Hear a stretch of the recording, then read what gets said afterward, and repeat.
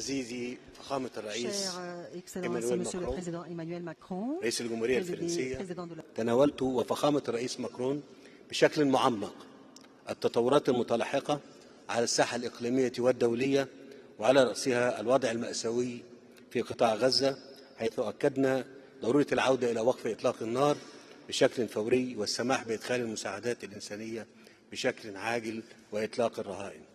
كما توافقنا على رفض أي دعوات لتهجير الفلسطينيين من أرضهم، واستعرضت مع فخامة الرئيس ماكرون الخطة العربية للتعافي وإعادة إعمار قطاع غزة، وأكد مجددا وبشكل لا التباس فيه أن تحقيق الاستقرار والسلام الدائم في الشرق الأوسط سيظل أمرا بعيد المنال طالما ظلت القضية الفلسطينية بدون تسوية عادلة، وطالما ظل الشعب الفلسطيني يواجه ويلات حروب طاحنة تدمر مقوماته وتحرم أجياله القادمة من حقها حتى في الأمل في مستقبل أكثر أمنا واستقرارا. Merci beaucoup, Monsieur le Président. Nous condamnons la reprise des frappes israéliennes à Gaza, qui constitue un recul dramatique pour la population civile, les otages, leurs familles et l'ensemble de la région. Nous appelons à un retour immédiat au cessez-le-feu, à la libération de tous les otages encore détenus par le Hamas à Gaza.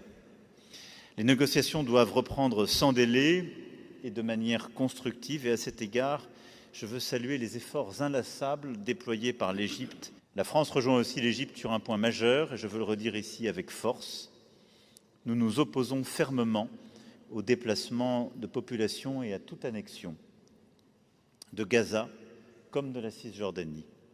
Il s'agirait d'une violation du droit international, d'une menace grave pour la sécurité de toute la région, y compris celle d'Israël. Le Hamas ne doit avoir aucune part à cette gouvernance, ne doit plus constituer une menace pour Israël. Nous en avons parlé encore ce matin et hier soir avec le Président, et nous aurons l'occasion dans un instant d'être rejoints par le roi de Jordanie pour évoquer plus longuement ce sujet essentiel pour toute la région et au-delà.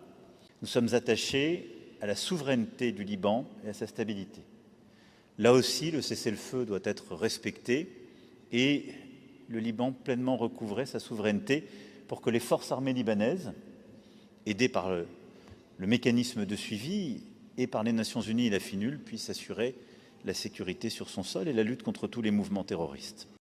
Il est désormais urgent que la Russie cesse les faux-semblants et les tactiques dilatoires et accepte le cessez-le-feu sans condition, qui a été la proposition du président Trump, proposition agréée par le président Zelensky à Jeddah le 11 mars dernier.